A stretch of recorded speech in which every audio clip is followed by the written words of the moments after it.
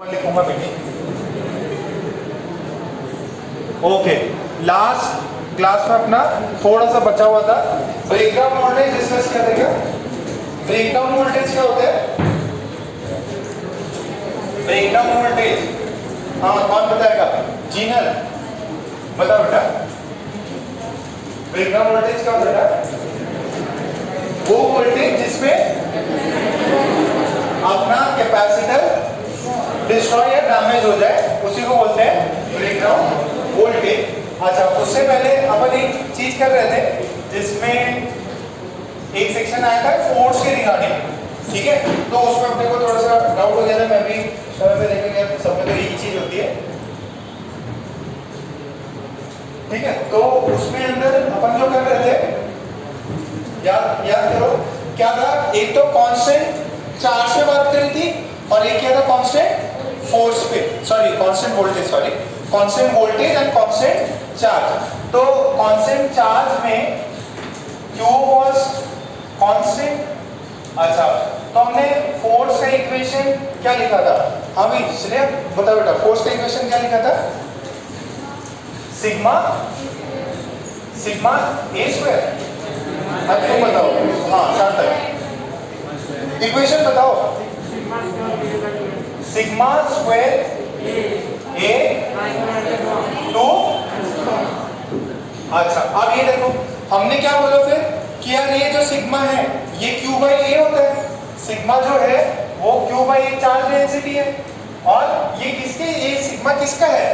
This sigma is of the capacitor plates, ठीक है? अपन ने ये प्लेट्स ली थी, बोला कि यार इसके जो सरफेस पे है ना ये सिग्मा है, ये वाला माइनस सिग्मा, इसका कोई चार्ज चेंज नहीं हो रहा और ना ही इसका एरिया चेंज हो रहा है।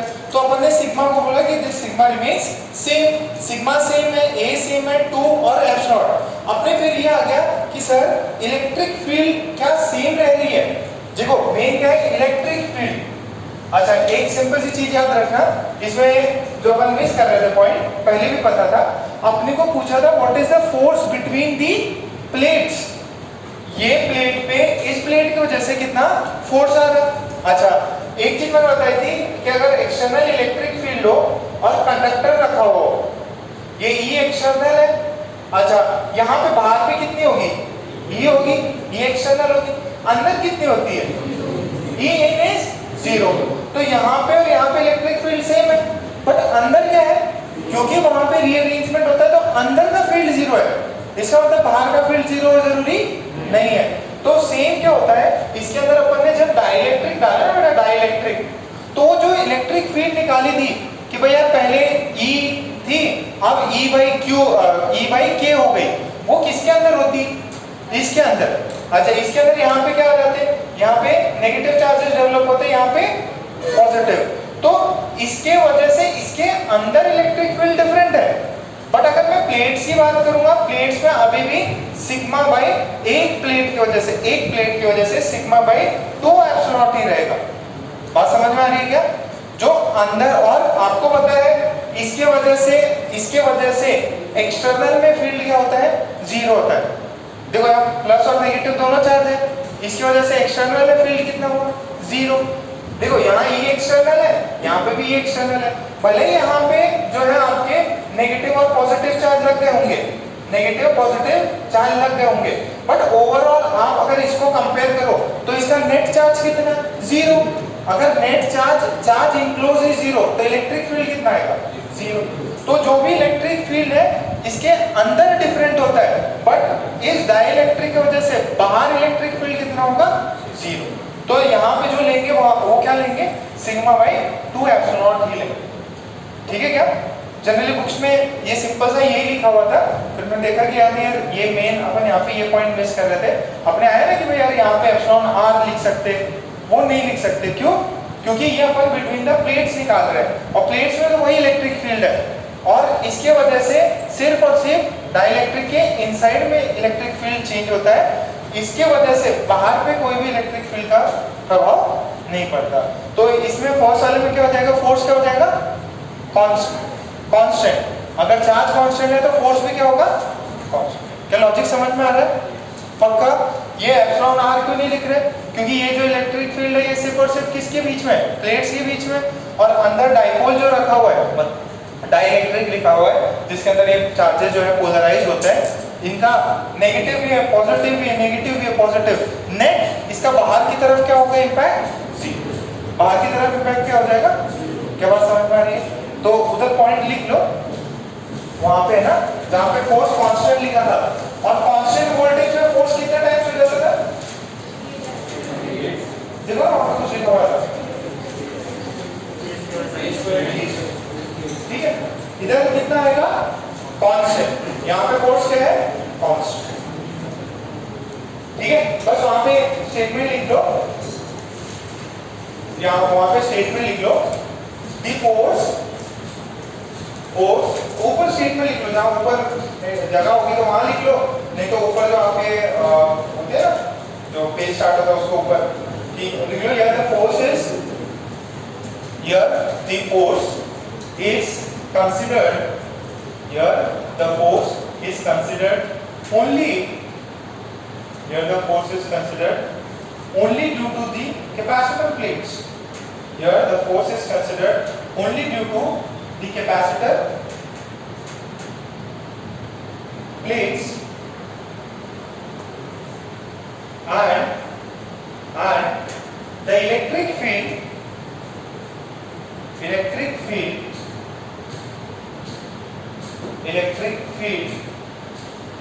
between the capacitors, between the capacitor plates remains same.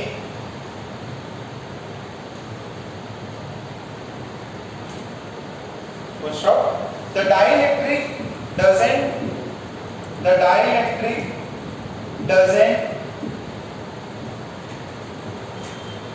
cause any field change or doesn't cause any field outside it.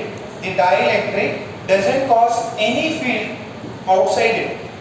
यानी कि electric field due to the dielectric outside its periphery, outside its surfaces, उसका कोई भी impact नहीं रहता, इसके वजह से एज नॉट रहेगा, ठीक है क्या बात समझ में? ओके, ये चीज क्लियर हो गई। फिर ब्रेकडाउन वोल्टेज की बात कर लेते हैं अपन, एक आधे प्रॉब्लम्स करके उसको भी कंप्लीट कर देते हैं। ये इधर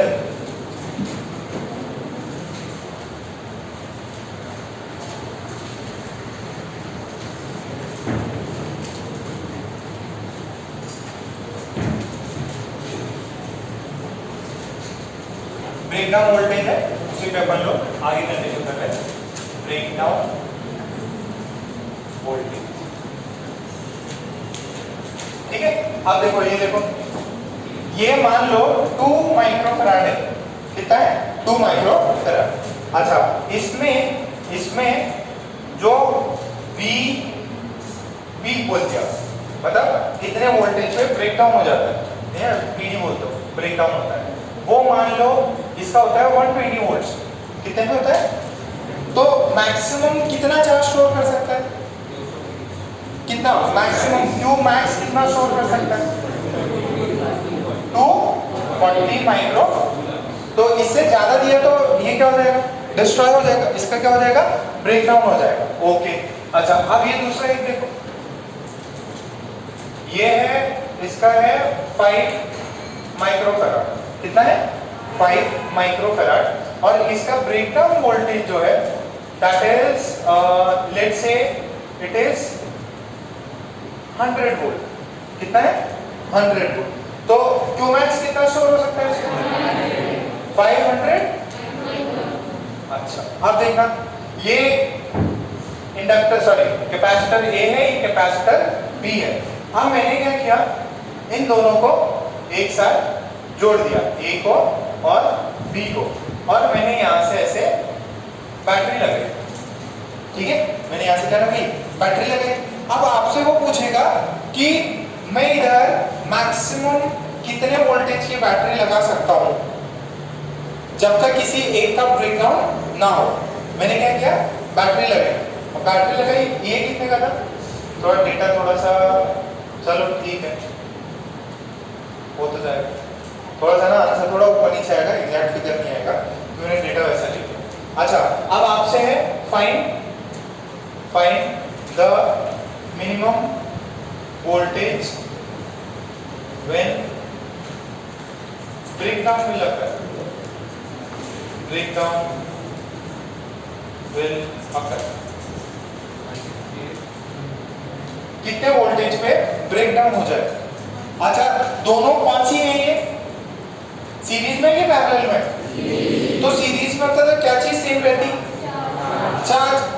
तो इस वाले पे अगर 240 आ गया तो ये ब्रेकडाउन कर दे, और ये किस है 500, तो आपने बैटरी लगाई।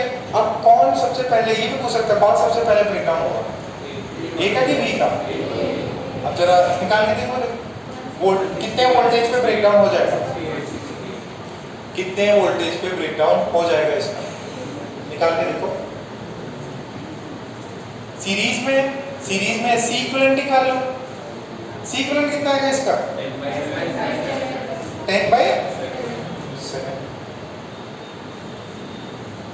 सी इक्विवेलेंट इज 10/7 माइक्रोफैराड। तो आपको पता है कि सी इक्विवेलेंट तो इतना हो गया। अब बैटरी कितना हो कि चार्जेस सीरीज है, तो सीरीज में चार्जेस और सेम। तो अगर सीरीज में चार्ज सेम है तो मैं इसका ऐसे लिख रहा हूं इक्विवेलेंट वाले को, उसमें Q is equals to C equivalent into V। Charge minimum कितना हो सकता है 240, क्योंकि उससे ज्यादा होगा तो एक तो पहले से ब्रेकडाउन हो जाएगा। ये 10/7 है, ये V है, कितना है वोल्टेज कितना आएगा, कितनी वैल्यू होती है 168 वोल्ट्स पे ब्रेकडाउन अगर होगा। किसका होगा पहले, ए का, ठीक है। अगर आप सोचो सर बी का ब्रेकडाउन हो, पहले ए खत्म हो चुका होगा, पहले ए डिस्ट्रॉय हो गया। सर आप तो बोले थे 120 है, बट यहाँ पे कितना आ रहा है 168, तो क्या अपन ने इसका ब्रेकडाउन वोल्टेज बढ़ा दिया क्या, क्या अपन ने इसका ब्रेकडाउन वोल्टेज बढ़ा दिया क्या? देखो देखो ध्यान से पॉइंट समझना। आपने बोला कि 120 वोल्टेज में उसका ब्रेकडाउन हो जाता, और उस समय वो चार्ज कितना मैक्सिमम स्टोर कर सकता? आपने बोला कि यार ये सीरीज है, सीरीज में चार्ज सेम होता है, ऐसा करो इसको 240 कूलम दे दो, माइक्रो कूलम दे दो, सॉरी माइक्रो कूलम चार्ज दे दो, 240 दे दो, तो निकालो कि उसका ये सी इक्विवेलेंट क्या है, ये सर्किट का सी इक्विवेलेंट है। तो जैसे आपने सी इक्विवेलेंट 10/7 डाला तो ये वोल्टेज कितना है, यहाँ पे 168 आया, इसका वोल्टेज आया 168। बट सर आपको बोले थे 120 पे आना चाहिए, बेटा ये 168 इसी में थोड़ी जाएगा, इस पे भी तो डिवाइड होगा, तो V1 और ये V2 दोनों पे डिवाइड होगा, और दोनों में कितना हो सकता है? अच्छा 168 में V1 के पास कितना है, कितना आएगा? अरे एक बैटरी है, 2 कैपेसिटर में वोल्टेज डिस्ट्रीब्यूट करना है, कैसे होगा नहीं पता? क्या होता है Q is equals to CV होता है। चार्ज आपने देख रखा है, चार्ज कितना उसके पास में 1, सॉरी चार्ज कितना है 240, चार्ज कितना आ रहा है 240, चार्ज 240, कैपेसिटेंस है इसका 2, तो कितना वोल्टेज आया, इसके क्रॉस आया 120 वोल्ट, इसके क्रॉस कितना है, इसे माइनस कर दो, कितना है 48 वोल्ट। नहीं छपता। देखो आपको पहले सिंगल कैपेसिटर दिए, बोला ये 120 पे उड़ जाता और ये 100 पे उड़ जाता। सर बट ये तो 100 वाला में अभी उड़ा नहीं बेटा, क्योंकि इसके अक्रॉस अभी वोल्टेज कितना आया 48 ही आया। जब दो भाई हैं, मान लो कुछ भी है यार, मतलब मान लो अपन मिठाई लेके आ गए, ठीक है, तो अगर सिर्फ क्लास में 2 बच्चे हुए तो मैं 10 पैकेट लाया, दोनों को 5-5 मिलेगा, और एक ही बच्चा हुआ तो एक ही बच्चे को 10 मिल जाएगा। तो वही है, यहाँ पे आपने 168 किया है, तो एक ही बंदे को 168 थोड़ी मिलेगा, डिवाइड होगा सीरीज में, तो इसमें डिवाइड होकर कितना है 120, इस पे चलो छाप लो। जब सीरीज होती है तो चार्ज सेम होता है, सीरीज में चार्ज सेम होता है, चार्ज सेम होता है तो आपसे सिंपल पूछेगा कि कौन सा कंडेंसर या कैपेसिटर पहले उड़ेगा, और जब उड़ रहा है तो जो सी इक्विवेलेंट बैटरी है वो उसमें वोल्टेज कितना होगा।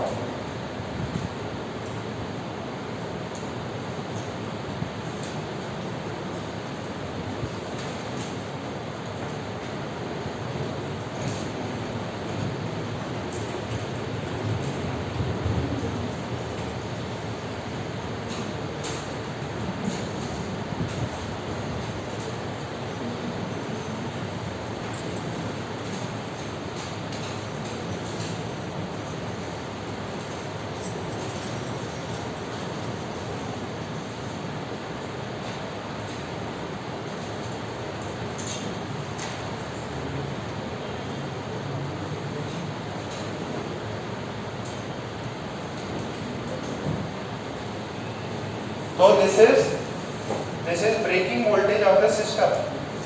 Breaking voltage of the system. एक भी कैपेसिटर डैमेज हुआ तो आपका पूरा सिस्टम ब्रेक हो जाएगा।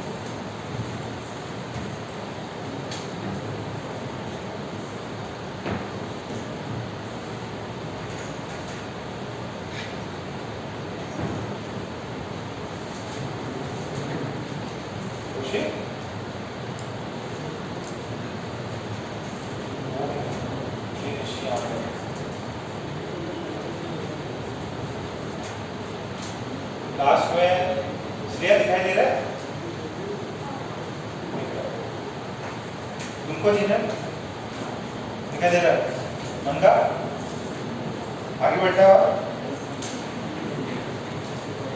और कल किसको बिठा रहे थे, बच्चे को बिठाया था ना किसी को, वेदांत, और दूसरा बच्चा कौन है, आप सुने ना वो कर एक और बच्चा कहाँ कहते हैं, नाम किधर है,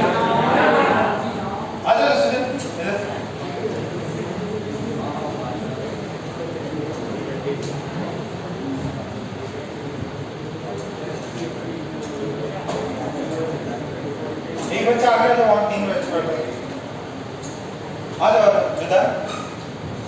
अरे ये थोड़ा बहुत समझ में आएगा। चलो एक और एकदम सिंपल है, देखो नेक्स्ट क्वेश्चन देखो, if the above two capacitors are connected, if the above two capacitors are connected in parallel, if the above two capacitors are connected in parallel, what would be the breaking voltage of the system? What would be the breaking voltage of the system?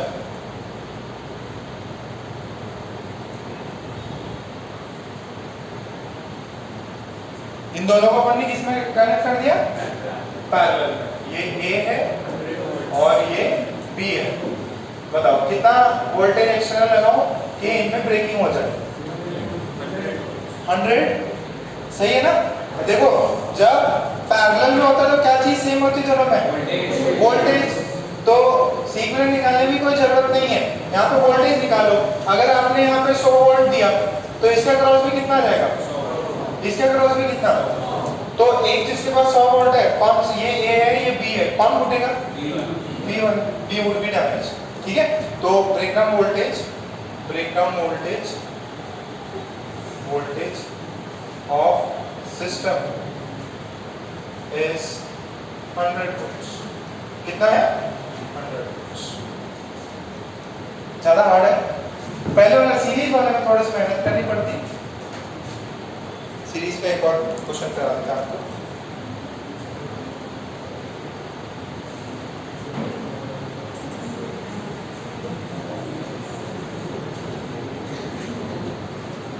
ये देखो, ठीक हो, to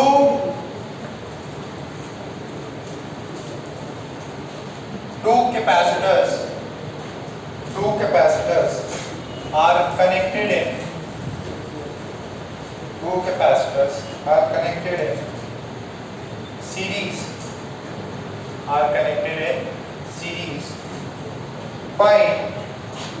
find the breakdown voltage of the system.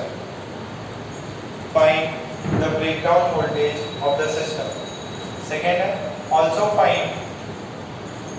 find breakdown voltage when connected in parallel.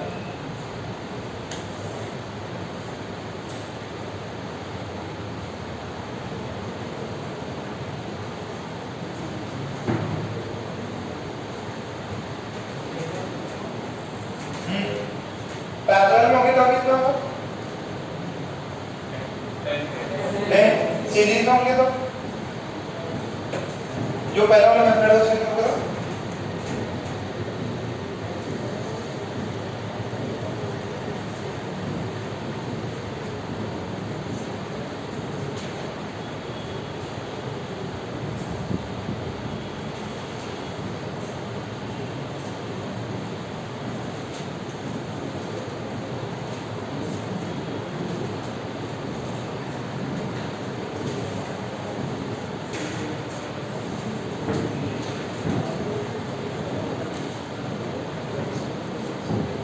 आगे क्या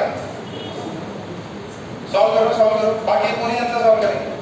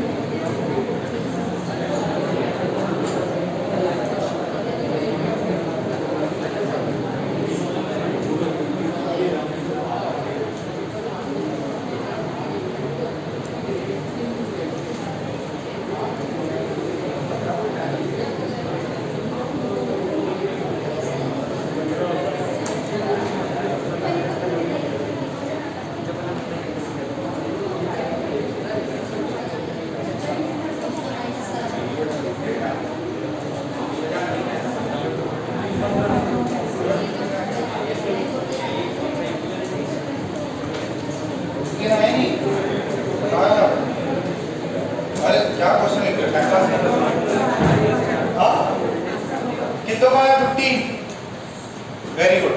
देखो पहले जब series में होना तो क्या चीज कॉमन होती है? चार्ज। तो पहले चार्ज निकाल लो। इसका ब्रेकडाउन वोल्टेज Q मैक्स कितना होगा? 20 माइक्रोकूलम। इसका 48 माइक्रोकूलम। अच्छा कौन छोटा है? तो पहले अगर 20 माइक्रोकूलम आया तो ब्रेक हो जाएगा, 20 के बाद ही 48 आ सकता, यानी सबसे पहले कौन ब्रेक होगा? ये। तो इन दोनों को अपन ने सीरीज में कन्वर्ट कर दिया। और यहाँ पे बैटरी ये लगा दी और पास कितना करा दिया चार्ज 20 माइक्रो कूलम।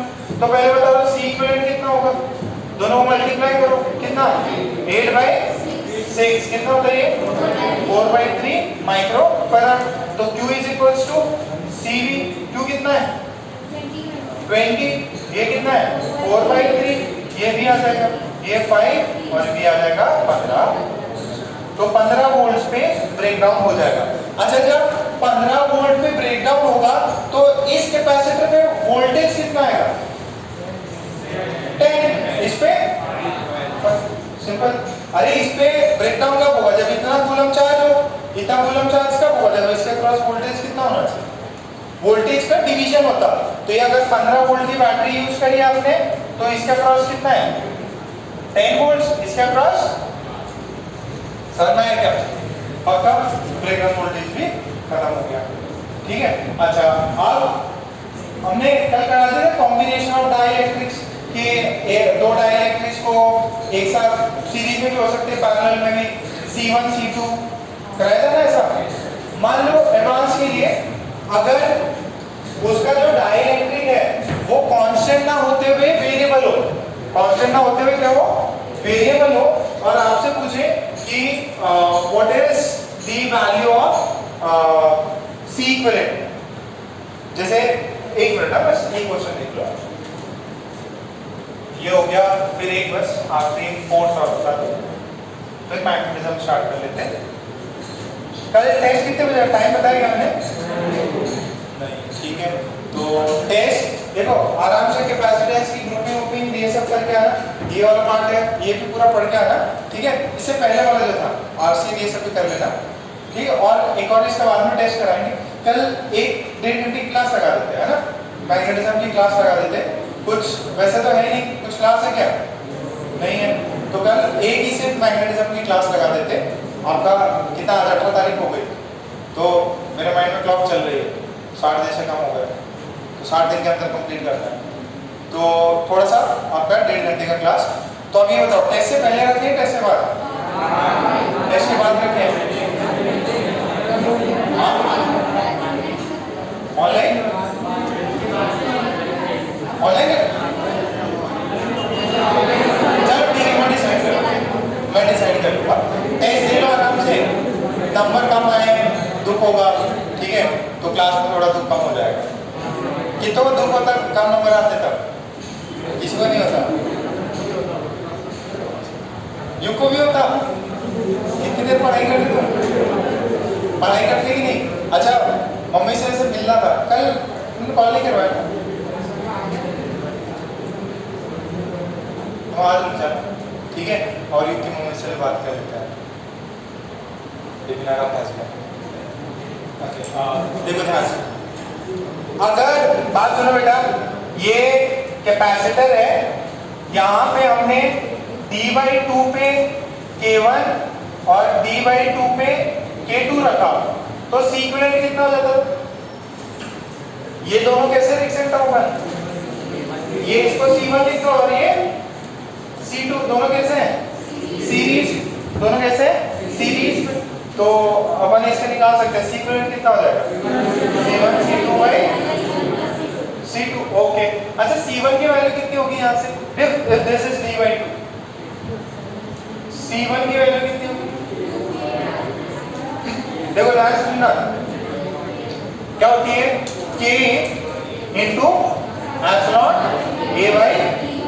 A/D/2, तो ये हो जाएगा K1 एप्सिलॉन A/D/2, 2 ऊपर चला जाए। C2 कितना हो जाएगा K2 एप्सिलॉन A/D/2, ये आता है क्या, एक बार इसको लिख लो, एक बार लिख लो इसको वापस, सेम मॉडल पे मैं आपको एक और दूसरी चीज करा दूंगा।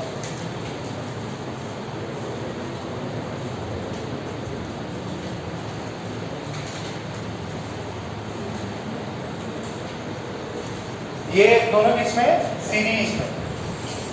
अच्छा सीरीज में क्या होता है, 1/C इक्विवेलेंट कितना होता है 1/C1 + 1/C2। पैरेलल में तो सीधा डायरेक्टली ऐड हो जाता है।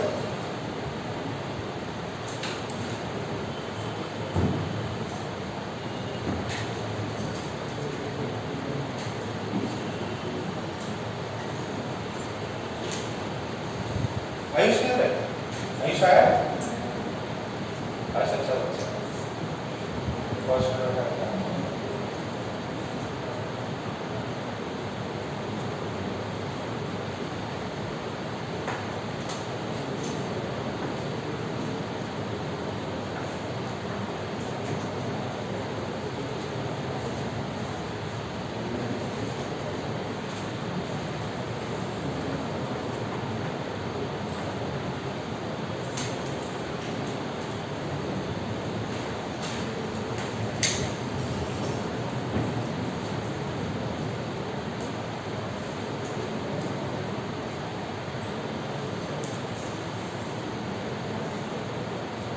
ओके ये देखो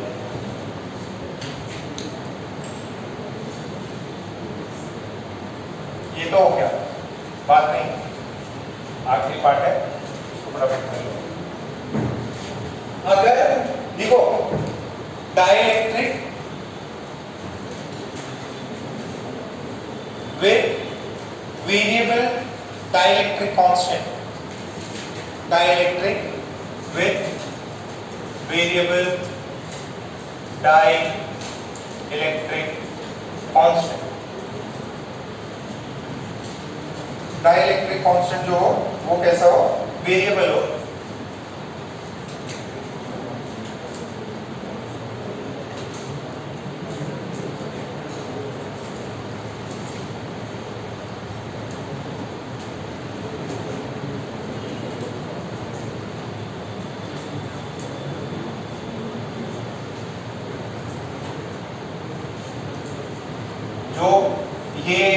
ये डाइलेक्ट्रिक प्लेट्स है ये डाइलेक्ट्रिक प्लेट्स है देखो ध्यान से और ये डाइलेक्ट्रिक भरा हुआ है यहाँ वोल्टेज V है यहाँ वोल्टेज 0 है समझ में आया आपको और इसका जो ये A B C D जो है ठीक है ये स्क्वायर है तो साइड कितना हो जाएगा सबका A हो जाएगा दिस इज A है ना और आपका जो डाइलेक्ट्रिक है दैट इज K0x प्लस कोई भी कांस्टेंट ले लो 2 आपका जो डाइलेक्ट्रिक कांस्टेंट है वो x पे डिपेंड कर रहा है ठीक है तो अगर मैं आपको x = 0 दो where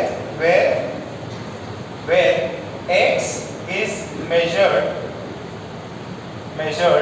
from AB यहाँ पे x कहाँ से मेजर किया गया है AB से तो यहाँ से x मेजर करोगे तो अप टू मैक्सिमम वैल्यू कितनी हो जाएगी K0 x की मैक्सिमम वैल्यू कितनी है A + 2 मिनिमम K की वैल्यू 0 + 2 ना तो मिनिमम K की वैल्यू 2 होगी और 2 के बाद में बढ़ सकती है और ये A पे डिपेंड करता है आपको बोल रहे देखो हर एक इंस्टेंट पे K बढ़ रहा है क्या चेंज हो रहा है आपको बताना है कि C इक्विवेलेंट कितना होगा इस स्ट्रक्चर का what is find C equivalent अच्छा अब C इक्विवेलेंट निकालने के लिए फार्मूला क्या होता है C का फार्मूला क्या होता है K epsilon A by D मतलब तो कांस्टेंट K के होता है यहाँ कांस्टेंट K क्या वेरिएबल K तो अपन क्या करेंगे अपन x डिस्टेंस पे जाके dx थिकनेस का एक एलिमेंट ले लेंगे तो हमने क्या किया देखो पहले एक बार ध्यान से समझ लेना हमने x डिस्टेंस पे गए dx थिकनेस ये 2D है ना ये अंदर की सॉरी 3D है अंदर की तरफ भी है तो हमने dx थिकनेस का एक स्लैब काइंड ऑफ कंसीडर कर लिया अच्छा what is the value of this capacitance इसका ये जो है ना इसका कैपेसिटेंस निकालो DC कितना हो जाएगा यहाँ पे कितना है K एप्सिलॉन फिर क्या होता है कितना है एरिया अब इसका एरिया कितना होगा ये सोचो इसका एरिया सोचो और इसका थिकनेस सोचो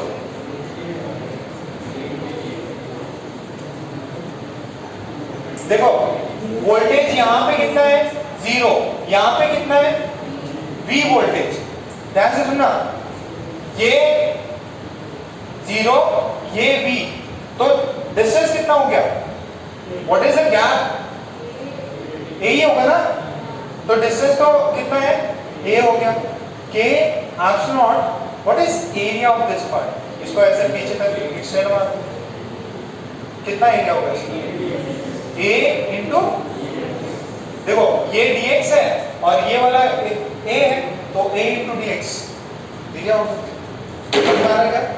तो अब ये छोटा सा निकला, अब आपको क्या करना है, पूरा निकालना है तो इंटीग्रेट कर, इंटीग्रेट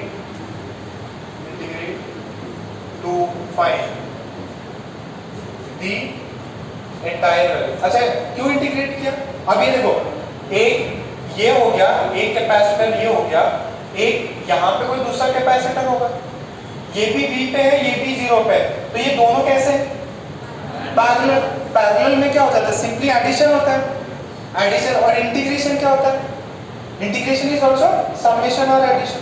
तो अपन ने सबको निकालना, सी इक्विवेलेंट जो होगा वो क्या करेंगे, इंटीग्रेशन से मिलेगा, integrate to find C equivalent. तो what is C equivalent, C equivalent एक मिला, इन सबको ऐड कर दो, एक मिला, इन सबको क्या कर दो, ऐड कर।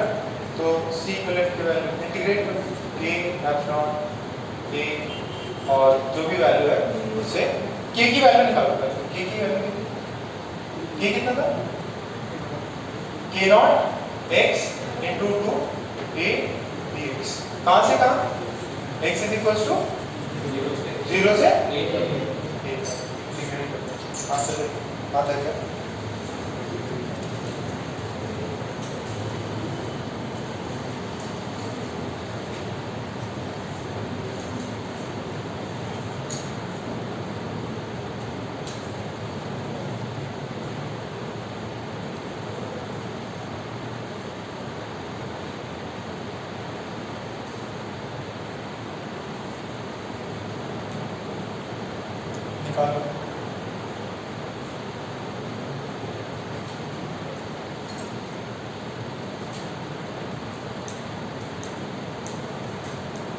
इंटीग्रेशन है, थोड़ा सा ऊपर से गया होगा, नॉर्मल सी बात है।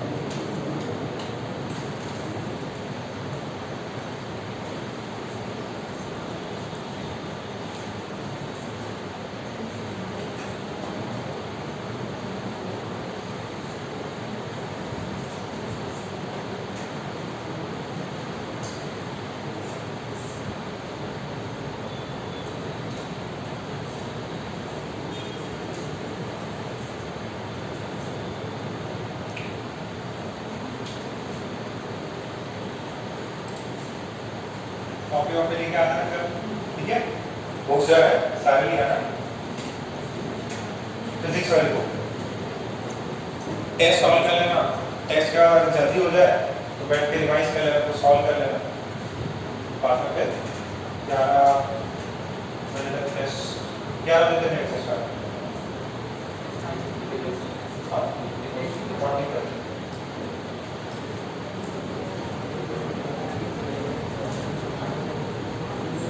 साढ़े 11 बजे क्लास स्टार्ट है, कुछ खाने पीने के लिए अगर सुबह सुबह खा देंगे, तुम बता देना काव्या, जैसे मैच का टाइमिंग हो मैं भूल जाता था, हाँ भंडारा था कल, अच्छे से खाने मिल गया, आज भी कुछ है क्या, मैं कुछ खिला पिला के रखा करो, जो भी मैच में जाते हैं ना, जैसे हमारे यहाँ पे लाइब्रेरी, आप IIT में जाओगे तो लाइब्रेरी होती है, ठीक है, बड़ी बड़ी लाइब्रेरी होती है IITs की, तो आप सारे आपकी जो बुक्स आपके 2 साल काम आती है, वहाँ पे आपको एक सेमेस्टर में 4 महीने का सेमेस्टर होगा, 5 महीने का, उसके अंदर एकदम बड़ी बड़ी बुक्स रहती है जो 1000-2000 की आती है, तो आप खरीदोगे तो वो नहीं, तो आप क्या करोगे, लाइब्रेरी से जाओगे, लाइब्रेरी से लेके आओगे। अब लाइब्रेरी में बहुत सारे स्टूडेंट्स होते हैं, सबको चाहिए हमारे पास होनी चाहिए, तो आप क्या करोगे, आप खिला पिला दो लाइब्रेरी को, पढ़े मिठाई लेके जाओ, ठीक है, मिठाई गिफ्ट कर दो, सर दिवाली है घर से आया है आप खिला, तो फिर वो आपको मतलब कुछ भी होगा ना कि भाई बुक होने वाली है, बुक जो भी लाइब्रेरी से कोई बुक का रजिस्ट्रेशन होता है कि भैया इस बंदे ने रिक्वेस्ट की है बुक के लिए, उससे पहले आपको बता देगा कि सर, मतलब सर तो नहीं बोलेगा बुक चाहिए तो तुरंत आ जाएगा।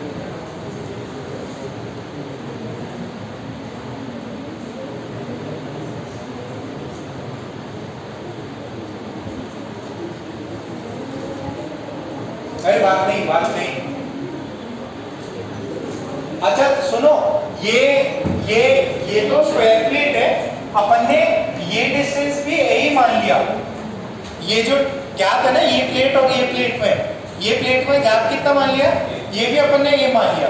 ये तो था ही है और ये भी अपन ने ए मान लिया। इसके वजह से डिनोमिनेटर में ए आएगा। इससे फायदा क्या होगा, ए और ए कट जाएगा, तो ये ए कट गया। जरूरी नहीं है कि जो स्क्वायर प्लेट हो उसके बराबर ही, देखो स्क्वायर प्लेट है, ये मेरा एरिया है। अब ये जरूरी नहीं है मेरे हैंड जितना ही मैं गैप लूं, मैं इतना बड़ा गैप भी ले सकता हूँ। तो हो सकता है ये चीज डिफरेंट दी हो आपको, है ना। यहाँ पे ए भी हो सकता है, कोई डी भी हो सकता है। मैंने ए ले लिया ताकि क्या हो गया, कैंसिल आउट हो गया। अब तो इजी है ना, एप्सिलॉन कांस्टेंट है। This is k not x plus integral plus 2 a dx। कितना हो जाएगा इसका, k not x square by 2 plus 2x। कहां से कहां, 0 से a निकाल। कहां से आगे क्या, ये क्यों कटा पता चला क्या, द गैप बिटवीन, ये लिख लो, the gap between the plates is small, sorry the gap between the plate is a, the gap between the plate is small a। तो जो डिस्टेंस है वो भी है और उसका जो एरिया था वो a स्क्वायर हो जाता, तो अपने यहाँ पे a लिखा और इनटू dx एरिया निकल गया, ये ऊपर से और नीचे से कट गया। क्लियर है यहाँ तक। तो वेरिएबल डाइलेक्ट्रिक लगा तो भी उसका लगा सकते हैं। ये तो क्या हुआ, ये डाइलेक्ट्रिक वेरी कर रहा है x में, हो सकता है आपको y में वेरिएबल दे दे। y में वेरिएबल लिखोगे तो क्या लिखोगे, वहां पे पैरेलल हो जाएगा, तो वहां पे वो 1/c इक्विवेलेंट लगाना पड़ेगा। 1/c equivalent is 1/c1 plus 1/c2। तो वहां पे वो जो डिनोमिनेटर है उसका इंटीग्रेशन करना पड़ेगा, ठीक है। उससे भी आता था, उसमें ln चला जाएगा। यहाँ पे सिंपली x का x स्क्वायर हो गया था, अब वो kx प्लस 2 डिनोमिनेटर में रहेगा, उसका इंटीग्रेशन करना होगा, तो उसका क्या हो जाएगा, ln में चला जाएगा। ln का भी आप जरा ट्राई करना, एडवांस में ट्राई कर सकते हैं।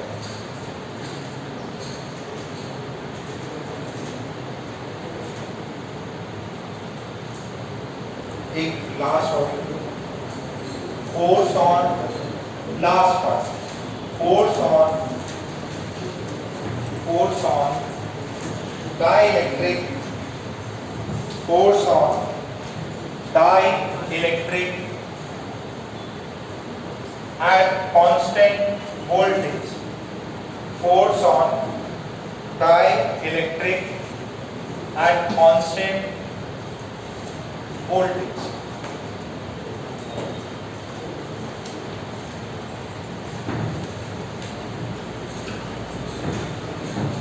देखो, फोर्स ऑन डाइलेक्ट्रिक, आपके प्लेट्स के बीच में फोर्स नहीं, हाँ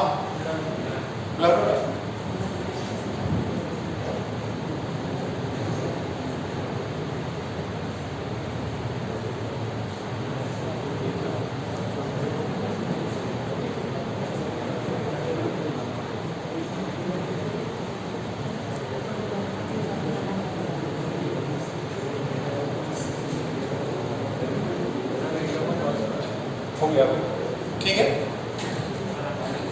वापस आ रहा है थोड़ा, ये क्या, अच्छा अभी आ रहा, अच्छा। तो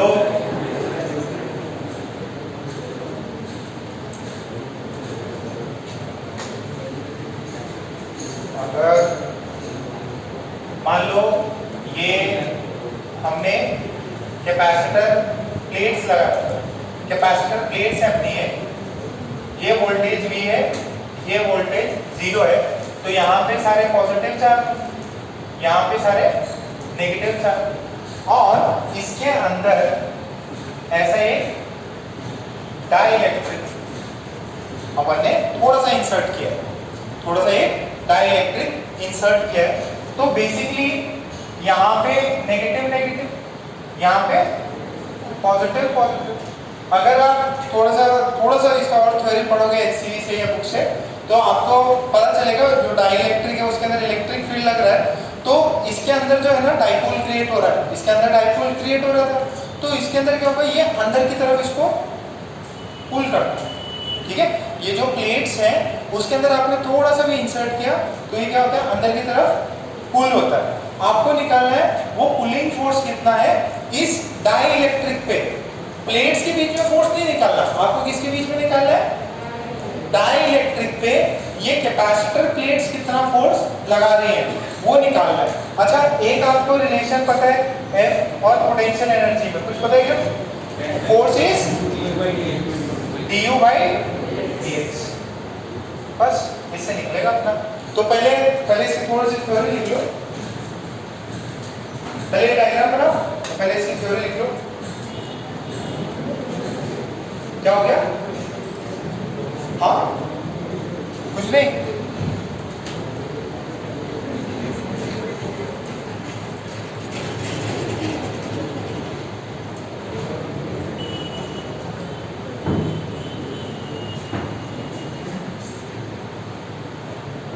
देखो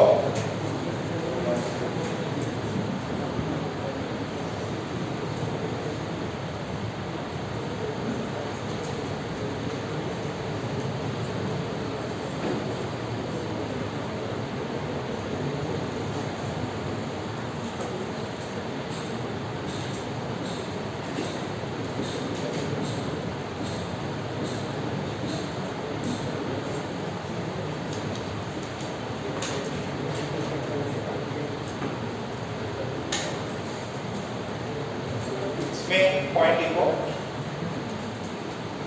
when a dielectric is being inserted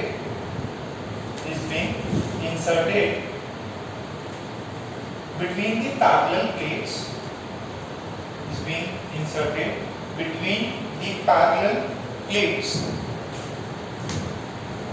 the dielectric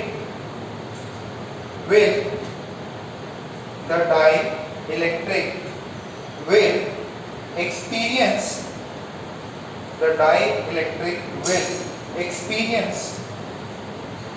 an attractive force, which will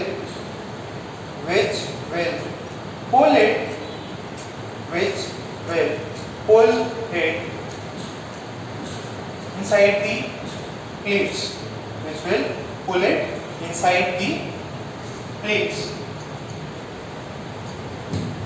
at constant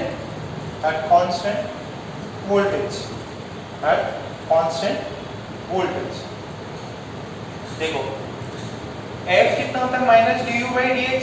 अपन क्या कर लेते हैं ना, इस सिस्टम का पोटेंशियल एनर्जी निकाल लेते हैं, और पोटेंशियल एनर्जी में जो चेंज आएगा उसको डिफरेंशिएट कर देंगे, x के रिस्पेक्ट में फोर्स आएगा अपने को।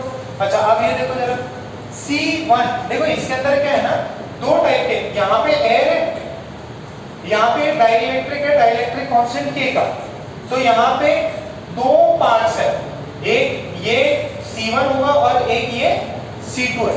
ये पूरा कैपेसिटेंस C1 है, ये पूरा कैपेसिटेंस C2 है, ठीक है। अच्छा, दोनों ये कैसे है, सीरीज में कि पैरेलल में, देखो इधर प्लेट, इधर वोल्टेज V, इधर वोल्टेज 0, दोनों कैसे हैं, पैरेलल। तो मैं बोल रहा हूँ कि एक बार इसको बोल देते हैं अपन C1 और इसको बोल देते हैं C2।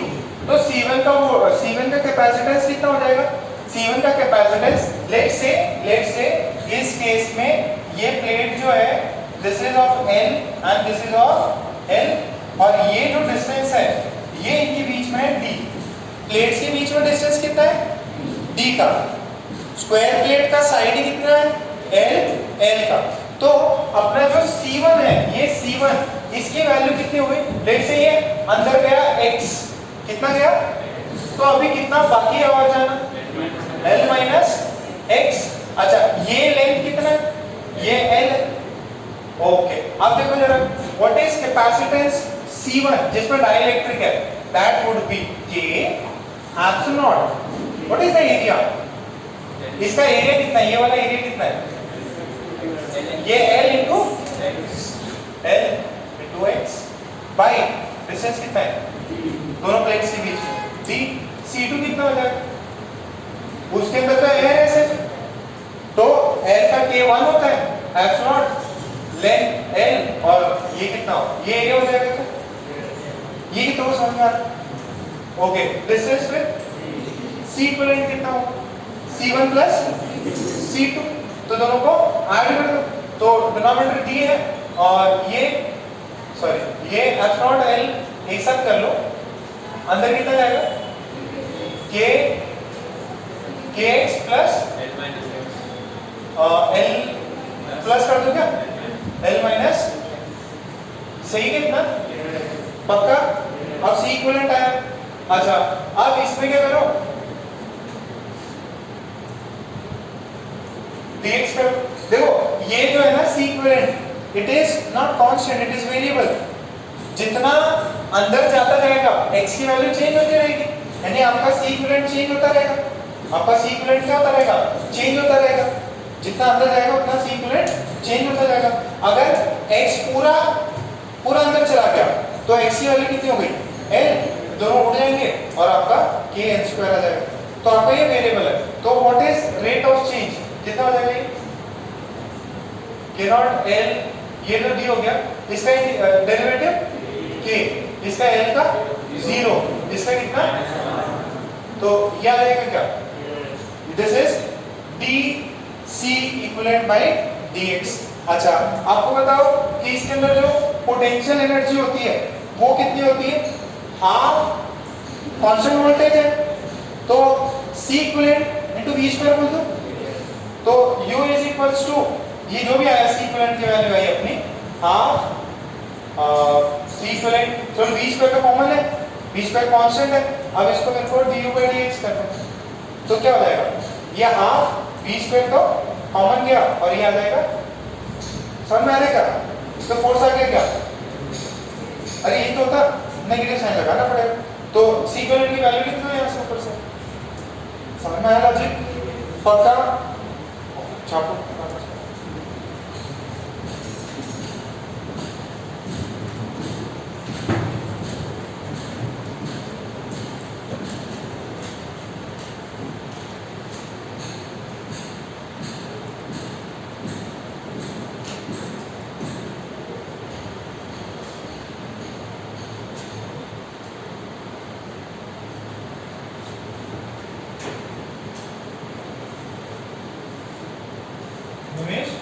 दिखाई दे रहा बेटा,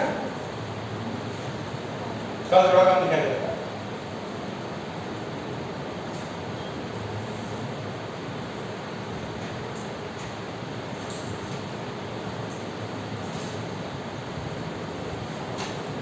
ये मोड जो ऊपर की चीजें रहती, आप सीरीज पैरेलल वो सब याद रखना, थोड़ा सा ये एडवांस के लिए है, आपको बढ़िया नोट्स बना रहे, मतलब रोज ही मारना चाहिए, पहले मारना तो कितना बढ़िया हो सकता है।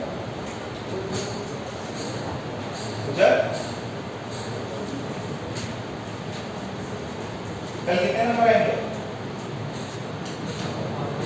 हाँ टेस्ट पेपर देंगे आप, उसको आइडिया लगाओ, इस बार 50% नहीं आपका 60%, 10% तो आ ही जाएंगे सर, 10% नहीं आएंगे,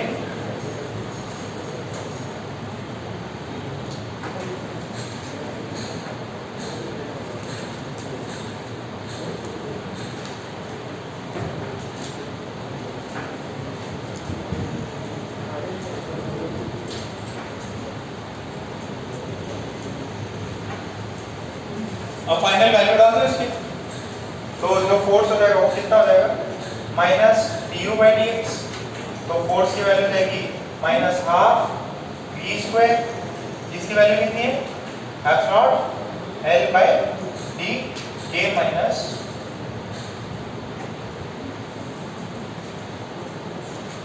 अच्छा मुझे ये बताओ, ये जो फोर्स लग रहा है उस पे, ये x पे डिपेंड कर रहा है क्या, तो this force is independent of the distance, कितना पार्ट इंसर्ट है उससे इंडिपेंडेंट कांस्टेंट फोर्स लगता है थ्रू आउट, उसको अंदर पुल करने के लिए एक कांस्टेंट फोर्स लगता है सी इक्विवेलेंट भले ही हमने किसके निकाला था, एक्स पे डिपेंड कर रहा था, but rate of C equivalent, rate of change of C equivalent क्या है, वो एक्स से इंडिपेंडेंट है, वो डेरिवेशन हो जाता है कि निकल जाता है। तो दिस एफ इज कांस्टेंट, इसका फोर्स लगता है कांस्टेंट, वोल्टेज पे कांस्टेंट फोर्स लगता है, किस पे, डाइलेक्ट्रिक पे।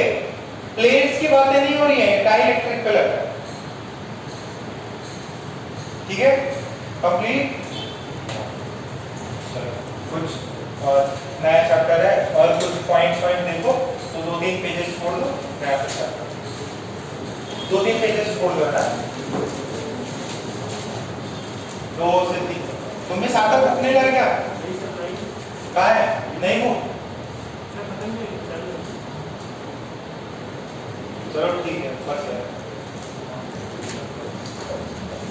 तो रिकॉर्डिंग बंद कर दे, नया चैप्टर